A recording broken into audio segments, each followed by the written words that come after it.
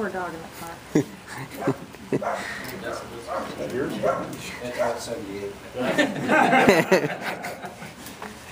Okay, my name is Carolyn Horvath, and I'm going to read a document, and these are personal experiences from individuals who live near turbines. The first report is it's by a male from 2007. He states, the first two turbines were operating in May of 2004. One was 4,000 feet from our home, the second 4,700 feet from our home. A 120-day trial period was required to monitor their productivity. We could hear them well, and my wife was experiencing ringing in her ears. Visitors would comment that the one 4,000 feet away seemed really close. Some neighbors were complaining and they were bothered by them at night. Now in February 2005, the wind farm is fully operational with 17 wind turbines. The windmill 4,000 feet away seemed far off compared to the one 1,000 feet away from our home. They're loud.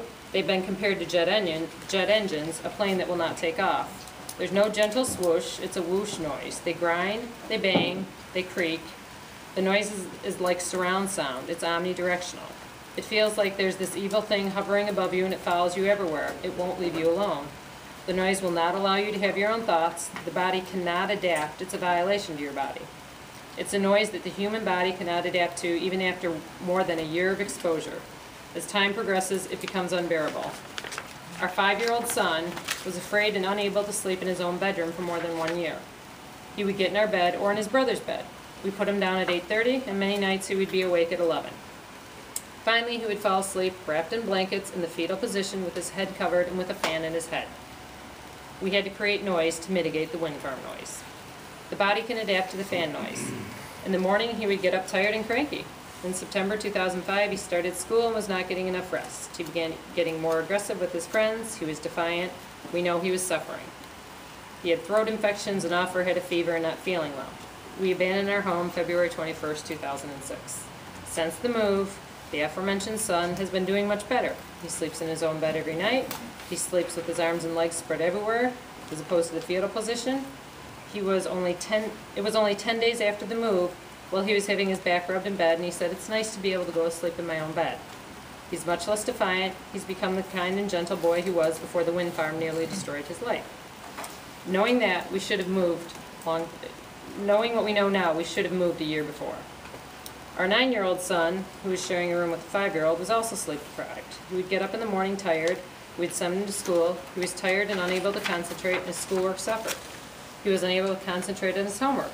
He began to withdraw. He also began getting aggressive. He seemed to always be angry. His teacher asked us what the problem was because his change in behavior was something she would have never expected from him.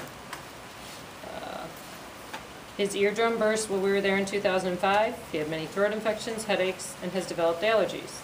He's only one of 6 children that has allergies. Since the move, he has improved so much in school.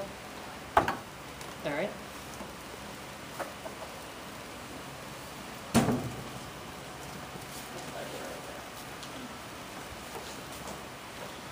I'm Jermaine Benz, 9450 Berkey Highway, Ragged Township. I'm going to continue the reading.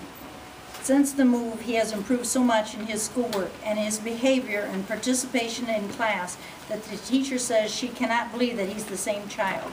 He has not been aggressive with his friends. He's so kind and caring to everyone. His headaches are less frequent and less severe. Our 13-year-old daughter had dramatic behavioral changes. She became withdrawn and was spending too much time alone in her room. She dropped her friends and lost interest in schoolwork. She was also angry. She dropped all sports, basketball, softball, soccer, and badminton. She also had headaches, and she became defiant. Since the move, she is doing much better in school. Her behavior is steadily improving, her health is improving, and she is socializing. She is feeling better about herself. As for myself, I always felt a sensation in my chest, which was very discomforting. On extreme rare occasions when the wind farm was off, I could sense they were off without seeing them. The noise was just a relentless attack on our bodies. Every time the blades passed the towers, I could feel it within my body. I was unable to concentrate well enough to read in bed. Since the move, I don't have that sensation in my chest, but it returns when I spend a few hours at our house. These physical and psychological effects develop gradually, and sometimes it seems silly to associate them with a wind farm until you learn that others experience the same thing under similar situations.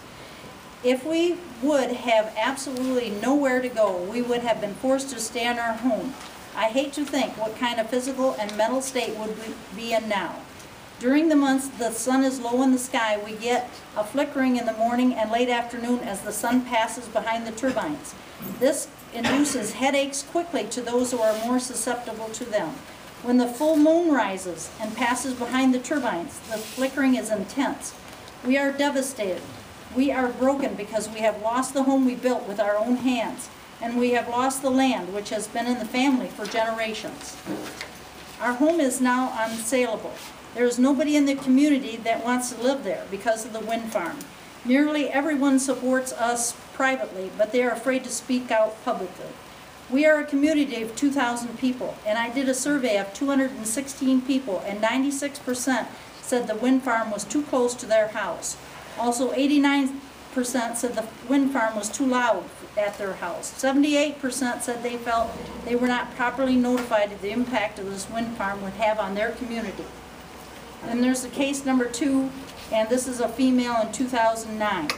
My home now sits among huge, massive turbines. 16 turbines surround me, all within a 3-kilometer radius of my home. The closest is 400 meters from my back door.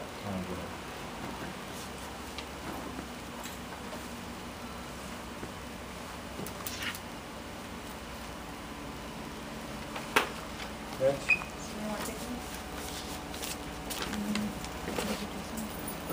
Anybody else?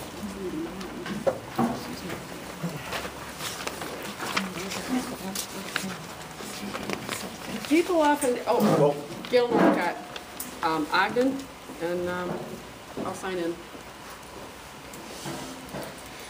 If you want to speak, let's get signed up and get lined up, please. What was your first name again? Gail Northcott.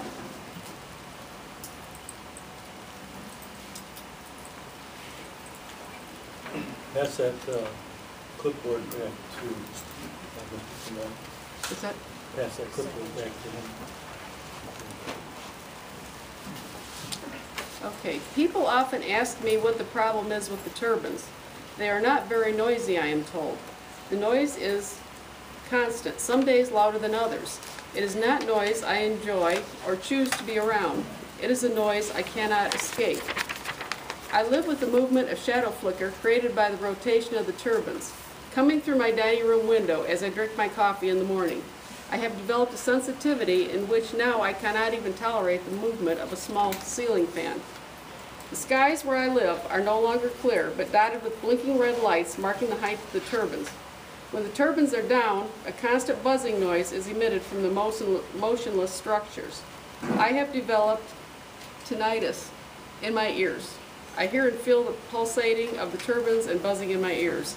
I also feel the pulsating in my throat and chest. 2 homes have been abandoned where I live because of health reasons related to the effects of the turbines. One of these properties is host to 2 turbines. Many properties are for sale. In fact, most of the properties where landowners reside on premises are for sale. Real estate sales in my area are significantly less than other similar places. Some real estate brokers will not touch a property adjacent to a turbine for fear of a future lawsuit. Nothing is selling in Turbine Town. Land value has decreased significantly because of the turbines.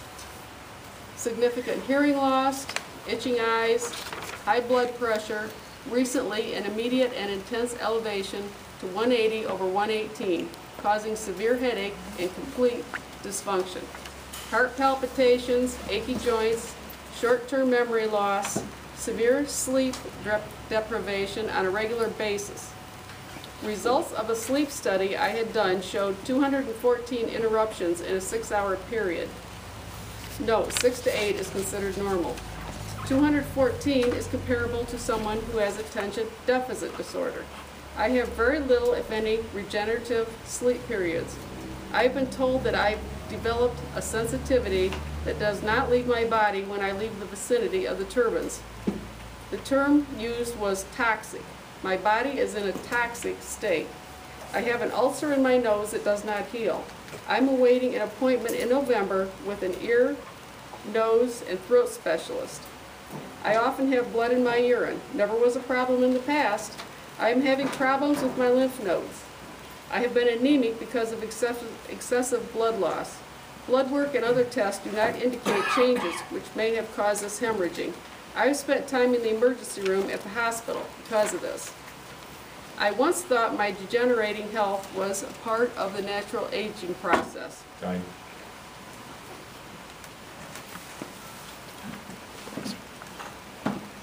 Next.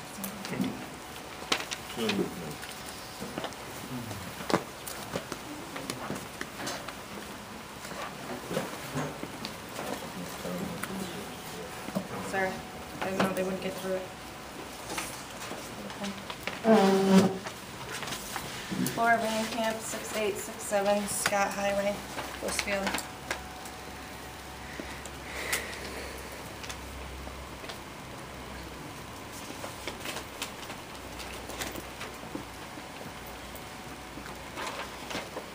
Okay, I'm going to finish the last part of this case study that they got this information. This is also from Carl V. Phillips, PhD, epidemiologic evidence for health effects from wind turbines. I once thought my degenerating health was part of the natural aging process. I did not believe the turbines could be the cause of my health issues. I questioned myself as to whether or not it was all in my head. I now believe exposure to turbines accelerates these processes as well as creates other health problems. I am angry, helpless, and disappointed our government would let something like this happen. I am appalled at their ignorance and lack of compassion. It saddens me to watch my family and friends suffer from the same effects. It is also very saddening for me to see my dogs suffering. I cannot imagine the distress they must be enduring because of their sensitive hearing. I have not figured out what to do about it. I spend as much time as I can away from home, away from my son, who is also sleep-deprived and moody. We are exhausted and miserable. I often seek refuge with friends, often falling asleep minutes after I arrive. They are very understanding. And then I just want to make a couple comments myself. Harry, it makes me wonder how biased you are in making this ordinance when the letter that you wrote obviously shows how you feel about it. I don't understand how you can make the connection that this is a farming issue. It has nothing to do with agricultural other than the land that it sits on. That would be the same as me saying, I'm a farmer, I own farmland, I'm going to put up a human solid waste plant. That doesn't make it agricultural just because it sits on agricultural land. And I don't think that people who are farmers, although they may own lots of land, are entitled to anything more than the rest of us. Under law, we are all seen as equals, whether, like I said the other night, have lived here a year or 50 years or own 1 acre or 200 acres. We're all seen equally. And I don't see how what they want to do is more important than the safety of the residents. Like we said, do what they did in Riga, make the alteration, 2,000-foot setbacks, and anyone, if we are the small minority here, if we are the loud minority that won't shut up and won't let this project go and everyone just loves it, then you shouldn't have any problem setting a 2,000-foot setback, because there's only going to be a handful of us that don't want it, and all these other people are going to sign their waivers and have what they want, and everyone would be happy. So if we really are the minority, that would not stop this project in any way. And I ask as a good faith measurement, everyone on the Planning Commission, and I will be asking the board as well, sign, like I said, just a good faith document that in the next 5 years you won't personally participate in any wind farm. We have the disadvantage of not knowing, as Riga and Ogden did, of who is involved in this project personally to gain money. So we'd like everyone to state ahead of time that they will not be involved in the project, so that way later on we aren't finding out that you made this ordinance and then you're going to benefit from it. So. Good.